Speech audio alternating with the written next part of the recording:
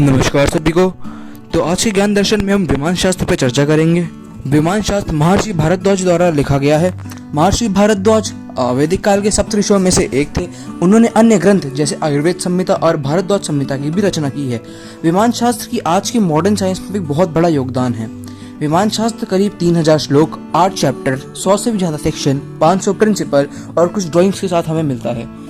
तो इस विमान शास्त्र का जब एनालिसिस करते हैं तो हमें ये पता चलता है कि उस टाइम के ऋषि और मुनियों को भी जो वातावरण था, जो इकोसिस्टम था, जो विमान उड़ाने में अनुकूल होता है, उसके बारे में भी उनको ज्ञान था।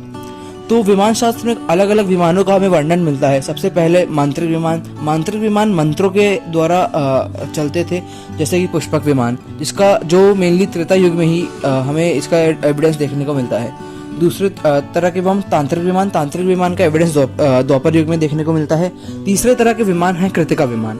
कृतिका विमान देखा जाए तो मॉडर्न टेक्नोलॉजी से काफ़ी मेल खाते हैं। उसमें भी करीब कुछ प्रकार के विमान हैं, जैसे सुंदर विमान जो सोलर एनर्जी से चलता था, रुक्मा विमान और शकुन विमान। शकुन विमान हीट रेजिस्टेंट विमान था।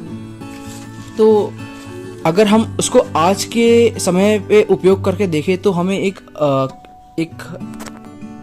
किस्सा देखने को मिलता है। 1895 में शिवकर बापूजी तलपड़े नाम के एक व्यक्ति थे। उन्होंने इसी विमान शास्त्र का यूज करके वर्ल्ड का सबसे पहला अनमैन्ड एयरक्राफ्ट उड़ाया था, जो कि जुहू के चौपाटी बीच पे हुआ था। तो ये विमान करीब 1500 फीट की ऊंचाई पे उड़ा था। 2017 में अमेरिका के एरोनॉटिकल इंजीनियर ट्रैविस टेलर का भी यही कहना है कि जो विमान शास्त्र है और जो महर्षि भारद्वाज की डिजाइन है, ये टेक्निकली प्रूवन है और अगर इस पे काम किया जाए तो ये सक्सेसफुल भी हो सकता है।